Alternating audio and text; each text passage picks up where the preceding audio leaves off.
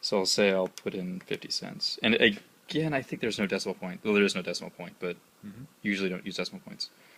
We'll enter. And that it will say transmitting. This is checking the card is real. It's not transmitting the actual sale right now. We'll get to that. This is going over cell network or something? Yeah. So radio, Neato. which is what cells are. This would be So now it has actually submitted the transaction? Yeah, it would. No, it hasn't. Oh, I see. This is, and you can, if it's a customer receipt, you obviously could say yes and another one, but we're not going to do that because it's a waste of. Maybe they don't work at Maybe they Sale don't. approved. Okay, so Yeah, so that just means that it's in the machine. in this machine. Yeah, and that what that transmitted does is verify the card is correct. Like if it's some kind of weird debit card or something, it will like reject it or something. Any PIN number limitations? 4 numbers, 5 numbers? It all should work. There's no. I didn't put in problems. anything. Got it. If you notice, Visa, yes. this is just straight up Understood. in. Yeah. Got it. This is yeah. only Visa. It's not only Visa. It can use any of the major credit cards. Can do debits? Well, this is actually a debit card I'm using. So I understand. Okay, yes. got it. But it's a Visa card. So Understood. yeah, I don't know if you I do. really Got would it. want to mess with other stuff. It functions as credit though.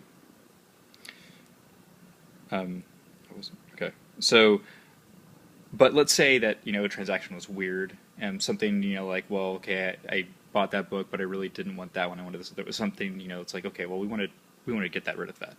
So you can go into credit. Now you might think, oh, refund would be the way to go. You don't want to do refund. Refund is like you did a second charge that's negative, so you'd like go through the bank twice. You want to go to void. And you go into void and you check the invoice number. So there's the invoice number on there. You just type that in. It's got way too many zeros.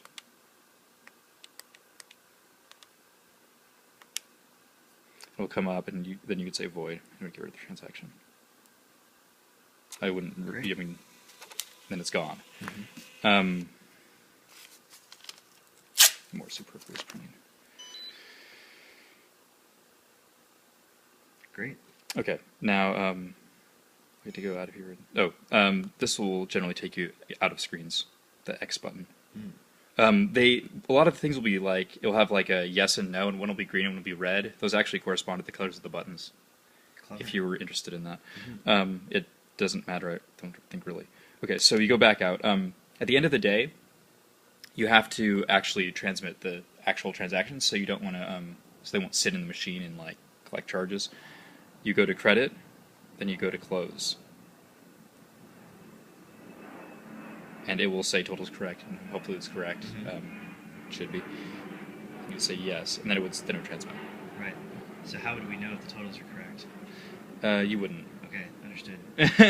So now, is there anything special we need to do with the cash register when we're doing the credit action here? No.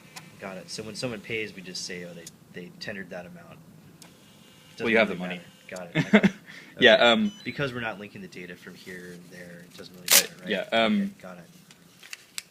Actually, what we're trying to do is to, keep track of which terminal we're giving you, so then when we check later, the batch that goes to the bank will have the terminal ID from the particular machine you're using. So then we'll be able to check that whole, like, okay, that's from that school or whatever. Right. That's it, actually.